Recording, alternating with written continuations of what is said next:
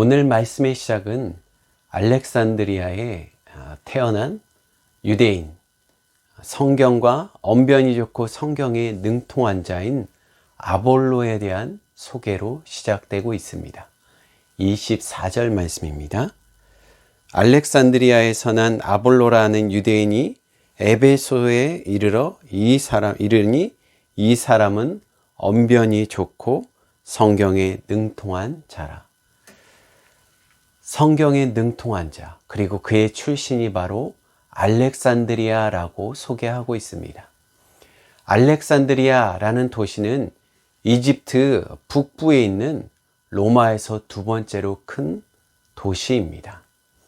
알렉산드리아는 학문의 도시로 교육과 문화, 시설이 많은 곳으로, 이는 아볼로의 탁월한 지식이 이러한 배경에서 비롯된 것을 소개하고 있습니다. 나아가 이 학문을 언어로 잘 전달할 정도로 그는 웅변가라고 소개하고 있습니다. 바로 언변이 좋다라고 소개하고 있죠.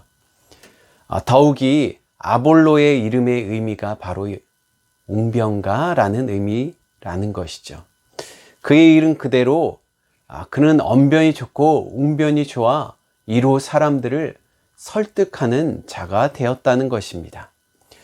그가 어떻게 복음을 접했는지는 저희는 알 수는 없지만, 그가 일찍이 주님의 25절에 보니 그가 일찍이 주의 도를 배워 열심히 예수님이 성경에서 말하는 선지자라는 말을 메시아이심을 증거하였다라고 말씀하고 있습니다. 그가 일찍이 주의 도를 배워 열심으로 예수에 관한 것을 자세히 가르치며 말하며 가르치나, 그러나 그의 지식의 한계는 25절 하반절에 보면 요한의 세례만 알 따름이라 라고 말씀하고 있습니다. 요한의 세례만 알 따름이다. 다시 얘기해서 세례 요한을 통해 예수님에 대한 것을 들었다, 그리고 가르침을 받음을 보여주고 있습니다. 우리는 세례 요한에 대해서 언젠가 설교 말씀을 통해 증거한 것처럼 세례 요한은 강력한 회개 설교를 통해 수많은 사람들이 그가 있는 광야로 몰려들었습니다. 심지어 율법학자나 선지자들 역시, 성경에 박식한 자들 역시 그에게 나와 회개의 세례를 받았다는 것입니다. 더 놀라운 것은 당시 폭력과 강력한 폭력으로 행하는 군인들조차 그에게 찾아와 우리가 어찌 해야 되겠습니까? 라고 그에게 찾아와 어찌할 것인지, 다시에게서 어떻게 살아가야 될지, 자신의 죄에 대해서 죄로 여기며 회개하러 세례 요한을 찾아오고 세례를 받으려고 하였다는 것이죠. 그만큼 세례 요한의 설교는 강력하여서 많은 자들이 자신의 죄를 깨닫고 그에게 와 회개를 하였다는 것입니다. 아볼로 역시 이러한 세례 요한의 설교에 큰 영향을 받았을 것입니다. 그리고 회당에서 예수님을 전파하고 있었습니다. 그렇다면 세례 요한의 세례는 무엇을 의미할까요? 과연 아볼로가 알고 있는 복음이 무엇일까요? 좀 전에 성경 말씀을 읽은 것처럼 세례 요한의 세례만 알 따름이다 라는 의미가 무엇일까요? 이는 바로 세례 요한의 강력한 회개 설교를 통해 그의 메시지, 메시아에 대한 그의 깨달음, 그가 알고 있는 말씀에 대해서 보게 됩니다. 이는 바로 주님의 강력한 심판의 역사를 그가 선언했기 때문입니다. 마태복음 4장 10절에 보면 이렇게 그가 설교하였습니다. 그에게 찾아오는 지도자들에게 이렇게 이야기했습니다. 이미 도끼가 나무 뿌리에 놓여 있으니 좋은 열매를 맺지 아니하는 나무마다 찍어 불에 던져지리라. 자신은 물로 세례를 베풀지만 오시는 메시아, 그분은 성령과 불로 세례를 베풀 것이다. 그리고 마태복음 4장 12절에 계속 이렇게 말씀합니다. 손에 키를 들고 자기의 타작마당을 정하게 하사 알곡은 모아 곳간에 들이고 쭉정이는 꺼지지 않는 불에 태우시리라. 그야말로 강력한 말씀, 심판의 주님을 말씀하고 있죠. 알곡을 키를 들고 키질하여 알곡은 곳간에 모아들이지만, 다시 이야기하여서 정말로 주님을 믿는 자들은 곳간이라는 천국에 들이지만 쭉정이 알곡과 비슷하지만, 알곡의 겉을 감싸고 있지만 진짜 주님을 믿지 않는 자들은 주님께서 꺼지지 않는 불에 태우신다. 그것을 마치 지금 바로 일어난다는 사실 앞에 수많은 자들이 그의 앞에 회개하며 찾아왔다라는 것이죠. 저는 오늘날 만약에 이런 심판의 메시지를 우리가 듣는다면 사람들은 과연 회개하며 돌아올까요? 아니요, 오늘날도 지하철에서 많은 전도자들이 다양한 방법으로, 어떤 분들은 회개하면 천국이고 회개하지 않으면 지옥에 가리라 라는 말씀 앞에, 그 선포의 말씀 앞에 어떤 사람들은 심지어 믿는 자들조차 광신자가 아닌가, 굳이 저렇게 설교해야 돼 라고, 저렇게 전도해야 돼 라고 이야기하는 사람도 있을 것입니다. 그러나 분명한 것은 구원을 받는 이름은 오직 예수 그리스도이시며, 예수님을 믿지 않았을 때 심판에 분명한 경고가 있다는 사실을 증거해야 될 것입니다. 전도에는 여러 방법이 있을 것입니다. 그러나 분명한 것은 주님의 말씀을 정확히 증거할 뿐만 아니라 경고해야 될 때는 경고해야 되고, 또한 잔잔하게 삶 가운데 증거하는 전도도 동시에 필요하다라는 것이죠.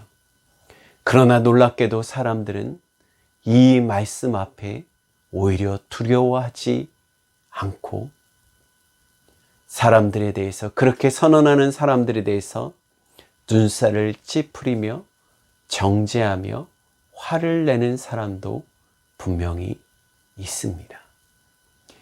우리가 분명히 알아야 될 것은 예수 천국, 불신 지옥에 대한 이 복음의 메시지는 진리라는 사실입니다. 그러나 나아가 복음을 증거하는 가운데 연약한 자들이 오히려 말씀을 알지 못하며 말씀에 대해서, 주님의 사랑에 대해서 단지 모르며 단지 두려워하는 하나님만 섬긴다는 것, 마치 지옥에 갈까봐 지옥에 가지 않기 위해서 주님을 믿으려는 모습, 공포를 조장하는 신앙일 것입니다. 최근 들어 이에 관련된 많은 기독교를 비판하는, 사이비 종교들을 비판하는 영화나 넷플릭스 영화나 다양한 것이 있죠. 분명한 것은 그것이 진리이지만 그 한 면만 강조할 때 우리는 이에 대해서 조심해야 될 것입니다. 세례 요한이 바로 이렇게 두렵고 무서운 심판의 메시아에 대해서 말씀하고 있었다는 사실입니다. 본문 말씀에 이 유능한 사역자인 이 아볼로란 자가 바로 이 세례 요한의 세례만 메시지, 메시아에 대한 메시지만 알고 있었다라는 사실이죠. 이가 이 회당에서 예수 그리스도에 대한 말씀을 회당에서 증거하는 가운데 그곳에 누가 있었을까요? 바로 아굴라와 브리스길라 부부가 그곳에서 듣고 있었습니다. 26절 말씀에 그가 아볼로가 회당에서 담대히 말하기를 시작하거늘 브리스길라와 아글라가 듣고 데려다가 라고 말씀하고 있습니다. 언변이 좋고 성경에 능통한 이 유능한 사역자에게 아굴라와 브리스길라 부부가 찾아옵니다.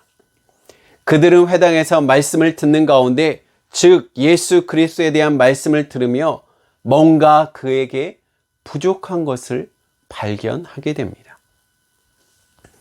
아굴라 부부는 아볼로를 청하여 이야기를 나눕니다. 아마 상상하기로는 아볼로의 설교 내용이 누구에게서 들었는지를 물어봤을 것입니다. 그리고 이에 그는 세례 요한으로부터 들은 메시아에 대한 내용임을 그들에게 말했을 것입니다. 아굴라 부부는 당신은 세례 요한이 순교 후 예수님의 사역과 십자가 죽으심 그리고 부활의 소식을 들었습니까? 이 사실에 대해서, 이 진리에 대해서 정확히 알고 있습니까? 라고 물어보았을 것입니다. 지난주 말씀처럼 세례 요한에게 자신의 생명을 위해 목까지 내놓을 정도로 그를 섬겼던 이 부부. 아마 이들이 이 아볼로를 붙들고 당신 도대체 무슨 말을 하는 거야? 라고 함부로 함부로 그들에게, 아볼로에게 지적하며 비매너적으로 말하지 않았을 것입니다. 그를 조용히 불러 예수님에 관한, 그가 아직 알지 못하는 주님에 대한 것을 상세하게 말합니다. 그 내용은 그에게 예수님의 고난과 부활 그리고 성령의 강림으로 시작된 교회에 대해서 더 상세히 말하였다는 것입니다. 하나님의 도에 대해서 오늘 본문 말씀 26절에 보면 브리스길라와 아굴라가 듣고 데려다가 하나님의 도를 더 정확하게 풀어 이르더라 라는 말씀이 바로 이 내용입니다. 하나님의 도는 그리스도 예수를 이 땅에 보내심은 단지 무서운 심판으로 끝나는 것, 세상에 대하여 전쟁을 하는 것이 아니라 영적인 전쟁이며 동시에 죄인에 대한 하나님의 사랑을 보여주고 있다는 것이죠. 우리가 전도의 말씀으로 암송하는 요한복음 3장 16절 말씀처럼 하나님이 세상을 사랑하사 독생자를 주셨으니 이는 저를 믿는 자마다 멸망치 않고 영생을 얻게 하려 함이니라. 주님께서 오신 것은 당장의 심판이 아니라 이들이 죄에 대해서 모르는 그 영혼들에게 예수 그리스도를 믿음으로 말미암아 구원의 길을 열어주셨다는 사실입니다. 이것이 바로 하나님의 도라는 사실이죠. 막강한 권력으로 세상을 정복하는 메시아가 아니셨습니다. 오히려 온 세상의 죄를 대신 지고 십자가에 죽으심으로 순종하였다는 것이죠. 마치 예수님을 따르는 세상을 폭력으로 정복하려는 가룟 유다의 세력들처럼 그렇게 폭력으로 정복하며 기적으로 그들을 심판하시는 분이 아니라 마치 세상의 모든 죄를 지고 가는 하나님의 어린 양처럼, 도살장에 끌려가는 어린 양처럼 아무 소리 없이 온 인류의 죄를 지고 마치 아무런 힘이 없는 것처럼 십자가에 순종하셨다는 것이요. 심지어 십자가상에 아래서 비방하는 자들, 저가 하나님의 아들이면 십자가에서 내려오라는 말에, 또한 양쪽의 강도 역시 같이 십자가에 달린 상황에서도 주님을 비난하는 상황 가운데도 주님은 대적하지 않으셨습니다. 오히려 십자가상에 저들이 아는 것을, 저들의 죄를 저들이 알지 못하나이다라고 끝까지 기도하시는 주님의 모습. 이것이 바로 세상의 도가 아니라 하나님의 도라는 것이죠. 세상이 보기에 무력한 메시아의 모습, 세상이 보기에 아무것도 아닌 사람들의 모습, 세상이 보기에 그리스도인, 자기의 것을 모두 포기하며 주님의 종이 되길 원하며 주인 되신 주님을 섬기며 자신의 모든 삶을 주님께 드리며 물질조차 주님께 드리려는 자, 자기의 생명조차 드리려는 자, 세상이 보기에 어리석은 자입니다. 마치 언젠가 설교 시간에 예를 들어서 말씀드린 것처럼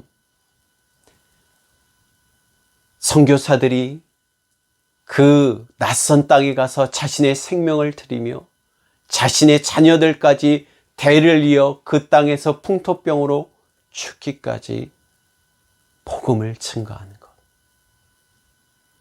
그 나라에 우리나라 역시 있죠.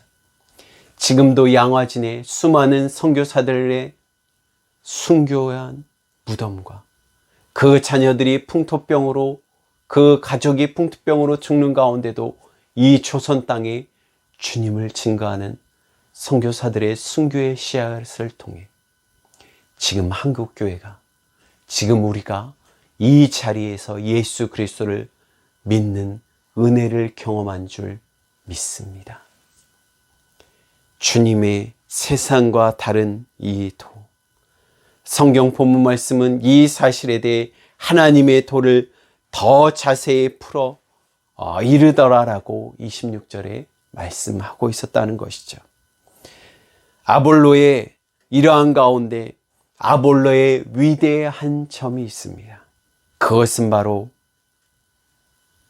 말씀을 경청하였다는 것이죠. 어찌 보면 브리스길라와 아굴라 부부는 천막 가죽 공예를 통해서 텐트를 만드는 사람들입니다. 유대인들이 경시하는 자일 것입니다. 육체를 도살하는 자고, 또한 천한 직업이 될 수도 있고 상업하는 직업일 수 있습니다. 그들이 얼마나 많이 배운지 성경을 통해서는 알 수는 없지만 학문의 도시 알렉산드리아, 그것도 황제에게 바쳐진 도시며 두 번째나 로마에서 큰 도시, 오늘날로 이야기하면 엘리트인 이 아볼로가 아굴라 부부의 말에 경청하여 듣습니다. 이는 마치 베레아 사람들이 복음을 들을 때 이를 경청하려는 모습을 떠올리게 합니다.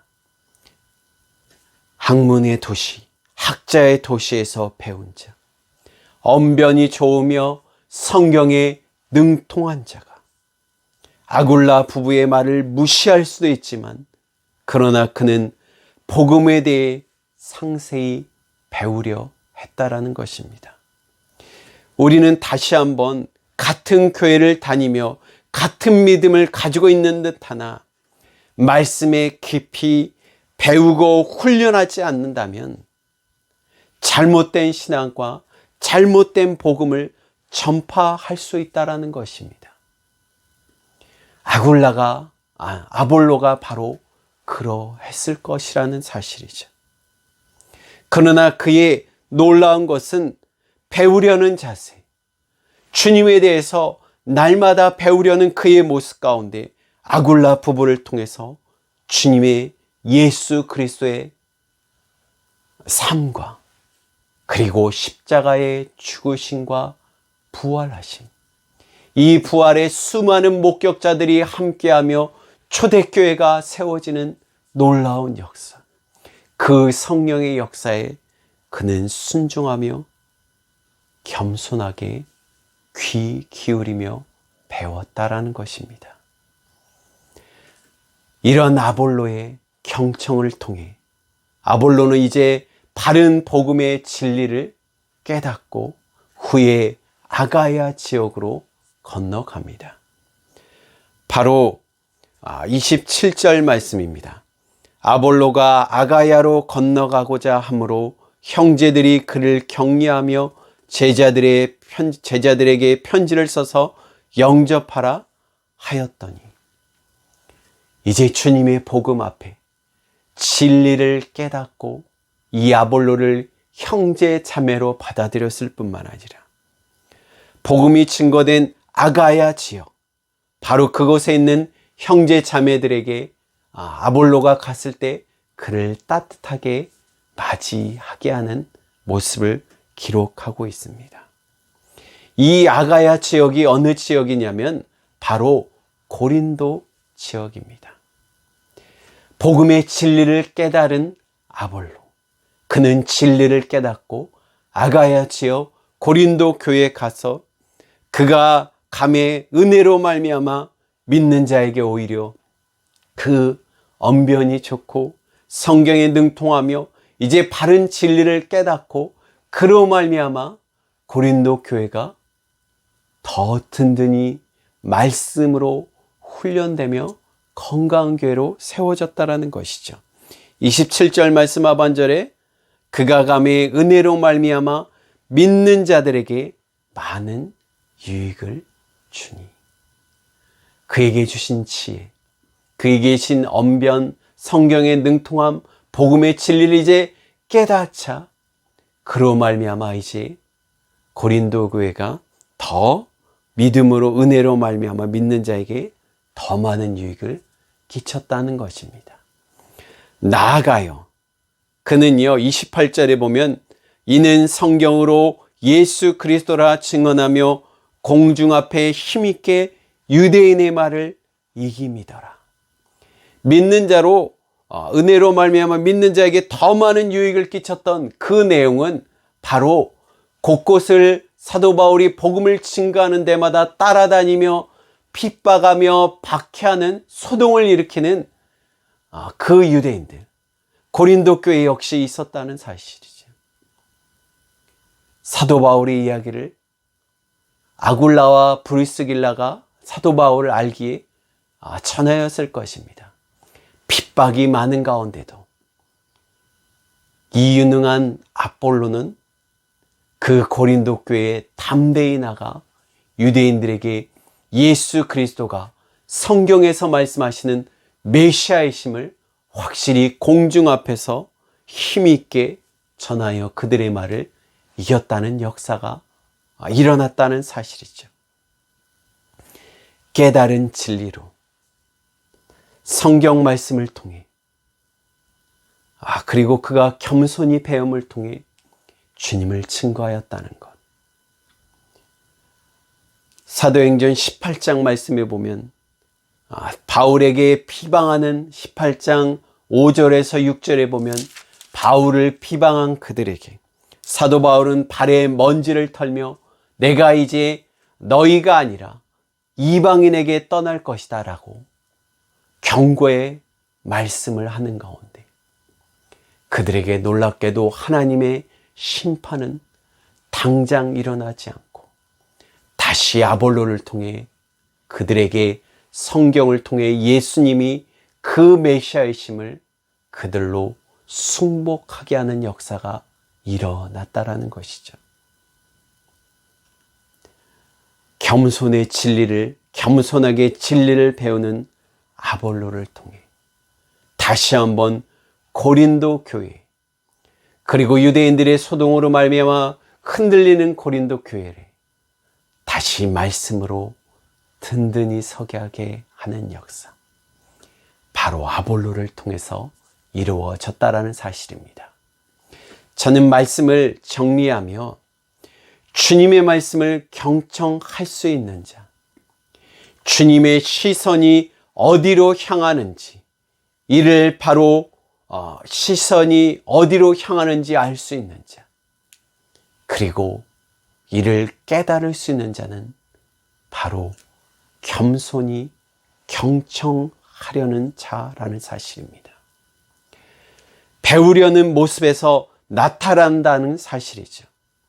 아볼로는 고린도 교회에서 바울과 베드로와 비교될 정도로 유능한 자였습니다. 심지어 아볼로파, 바울파, 베드로파까지 생길 정도였다라는 사실입니다. 그러나요, 아볼로는 자신의 유능함, 언변이 좋은 것에 대해 이 사도들과 사도인 바울과 베드로와 비교될 정도로 인기가 있었지만 자랑하거나 사도들과 다투지 않았다라는 사실입니다. 사도 바울과 초대교회 사역자들과 협력하여 복음을 전파하였습니다. 그래서 바울은 자신의 서신에서 아볼로를 언급하며 이렇게 말씀하였습니다. 고린도전서 3장 6절입니다. 나는 심었고 아볼로는 물을 주었으되 오직 하나님은 자라게 하시는도다. 아볼로의 사역을 높이 평가하며 하나님의 동역자로 인정하고 있었다라는 사실입니다. 저는요, 무지개교회가 발달 장애인과 함께 예배 드리는 가운데 있는데요. 무지개교회는 단순하게 장애인들만 오는 교회는 아닙니다. 장애인들뿐만 아니라 비장애인, 모든 자가 구분 없이 주 예수 그리스도 안에 한 형제자매로 함께 예배를 드리는 곳입니다. 사람들이 보기에 예배가 소란스러울 수도 있고 사람들이 보기에 예배가 부족하다라고 보일 수도 있습니다. 왜냐하면 예배 시간에 박수를 크게 치거나 아멘을 크게 외치며 장애 있는 친구들 중에 때로는 소리를 꽥 지르는 친구도 있습니다. 이런 모습을 보며 사람들이 예배가 방해되지 않는 거야? 방해되는 거 아니야? 라고 의아해하지만 친구들이 열심히 찬양하는 모습을 보고요. 하나님의 말씀에 아멘하는 것을 또 배워서 말씀을 전할 때마다 아멘, 아멘 알고 찬양을 목소리를 다해 찬양하며 자신이 찬양 가운데 기쁘면 신나게 맞춰 박수를 치고 율동하는 모습을 보며 함께 참여한 성도들은 누가 정말로 하나님께 예배드리고 있지? 누가 진심으로 주님께 예배드리고 있지? 누가 장애인이야? 라고 이야기하는 분도 보게 됩니다. 누가 정말 진심으로 예배드리고 있나요?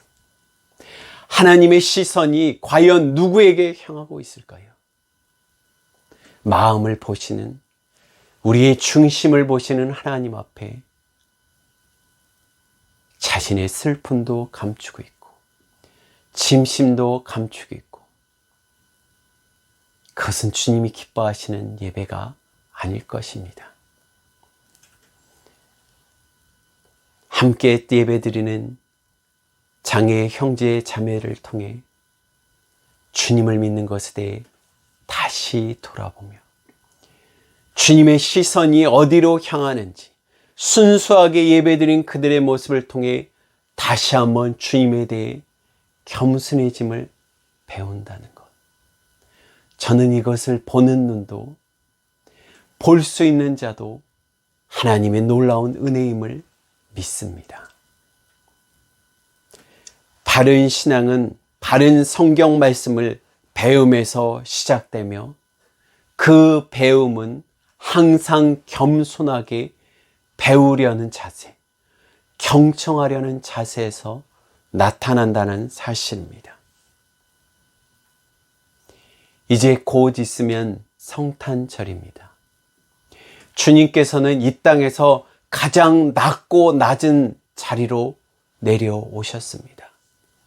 만왕의 왕이시며 하나님이신 그분께서 구유, 동물의 식탁, 동물의 어찌 보면 적나라하게 솔직히 표현하면 동물의 밥그릇에 태어나셨습니다. 여관이 없어서. 하나님이신 그분이 이 땅의 가장 낮은 자리로 그 이유뿐만 아니라 사람들에게 십자가를 지시는 가운데 침뱉음과 모욕과 저주를 받는 상황 가운데도 십자가에 죽으시기까지 순종하신 그분을 하나님께서는 이제 가장 높은 곳으로 만왕의 왕으로 높여주셨다는 사실입니다. 성탄을 앞두고 우리의 신앙이 정말 작은 자조차도 장애인 앞에서도 우리가 보기에 어린아이인 것 같은 그 아이 가운데도 환경 가운데 자신에게 욕하는 사람들 가운데도 주님께서 나의 교만함을 말씀하시며 겸손해질 것을 말씀하시는 주님의 말씀에 귀 기울일 수 있는 열린 경청의 자세가 있는지 다시 한번 돌아보며 이 성탄절 가운데 주님을 믿는 자로 낮아지는 겸손히 나아가는 저와 우리 모든 성도들 되시기를, 주님의 자녀들 되시기를 주님의 이름으로 축복합니다. 아멘.